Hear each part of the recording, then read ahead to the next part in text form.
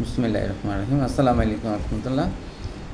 বর্তমানে সমাজে একটি বিষয় দেখা যায়, সবসময় আপনি নিজেও দেখে থাকবেন যে শিশুদের মধ্যে স্থূলতা বা চাইল্ড ওবেসিটির পরিমাণ বেড়ে যাচ্ছে। সমাজে স্কুল গোয়িং বাচ্চারা দেখা যায় প্রচুর স্থূল বাচ্চা বা শিশু আপনার সামনেই চোখে পড়বে। তো শিশুদের স্থূলতা একটি মানে এখন কমন হয়ে গেছে ধরতে গেলে। এখন শিশুদের এই স্থূলতা কিন্তু মারাত্মক ধরনের বিভিন্ন স্বাস্থ্য ঝুঁকির সৃষ্টি করতে পারে, সেটা অবশ্যই আপনার জানা উচিত। এটা হলো টাইপ 2 ডায়াবেটিস সৃষ্টি করতে পারে। শিশুর অতিরিক্ত মেদ বা চর্বি শিশুর করে ইনসুলিনের কার্যকারিতা কমিয়ে দেয়, ফলে রক্তে শর্করার মাত্রা বেড়ে যায়, যা শিশুর মানে ওজন বাড়াতে আরও সহযোগিতা করে।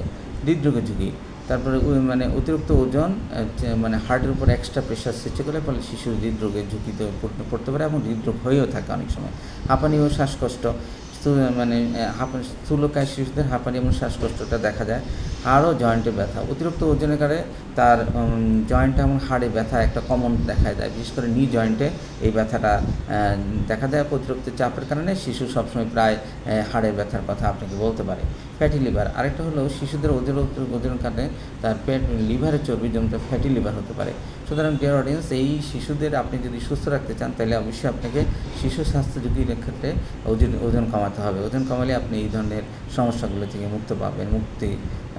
আপনার বাচ্চা মুক্ত থাকতে পারে। তাহলে শিশুর ওজন যদি বাড়ে, তাহলে কি টাইপ 2 ডায়াবেটিস আক্রান্ত হবে, হৃদরোগের ঝুঁকি বাড়বে, হাঁপানি এবং শ্বাসকষ্ট হতে পারে, এবং হাড় ও জয়েন্টের সমস্যা হতে পারে, এবং ফ্যাটি লিভার দেখা দিতে পারে।